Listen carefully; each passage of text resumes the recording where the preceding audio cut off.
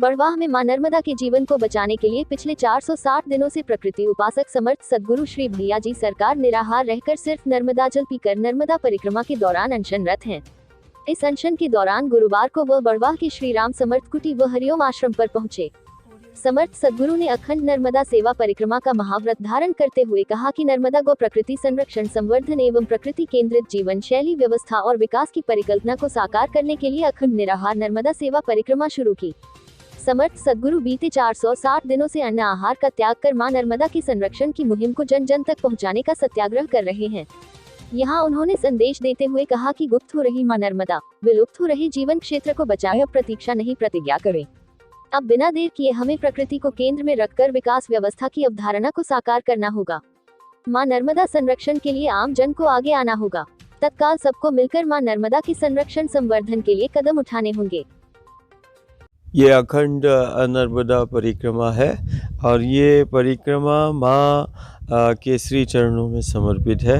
माँ नर्मदा के शुद्धिकरण, संरक्षण और संवर्धन के लिए हम अखंड परिक्रमा पर निकले हैं।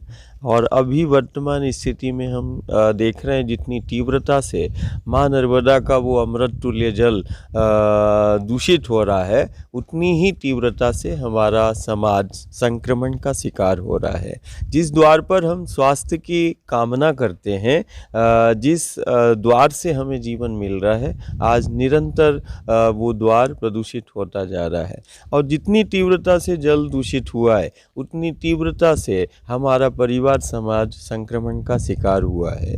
स्वस्थ समाज की परिकल्पना, स्वस्थ परिवार की परिकल्पना, जब तक रेवा का जल, नर्मदा का जल स्वच्छ नहीं हो जाता, हमारा समाज, हमारा परिवार स्वस्थ नहीं हो सकता है, संक्रमण से मुक्त नहीं हो सकता है। बड़ा असाधारण जल है, सिर्फ पीने के लिए नहीं उपयोग होता था। बड़े से बड़े असाध्य रोगों की दवा माँ नर्मदा के जल के सेवन मात्र से जो है वो असाध्य रोग भी दूर हो जाते थे, संक्रमण से भी मुक्त हो जाता था। तो इस समय दो बड़ी समस्याएं हैं लौकिक रूप से। उसमें यह है कि एक तरफ दूषित हो रहा है जल, और उतनी ही तीव्रता से नर्मदा का जल संग्रहण क्षेत्र, हरित क्षेत्र जो है, जो प्राण क्षेत्र है, वो धीरे धीरे जरूरत, व्यवस्था और सेवा के नाम पर सिमटता जा रहा है। मैं परिवार से सिर्फ यही आह्वान करता हूँ, समाज से, कि मठ की मान्यता मूर्ति से है और बिना मूर्ति के मठ की कोई मान्यता नहीं। ऐसे नर्मदा के तट की, पथ की जीवंतता उन वृक्षों से है जिनको हम देवता के रूप में, गुरु गोविंद के रूप में, और गुरु गोविंद खुद ही कहता है वृक्ष मेरा स्वरूप है।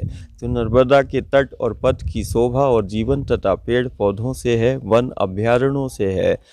ठीक वैसे ही कि मठ की मान्यता मूर्ति से है।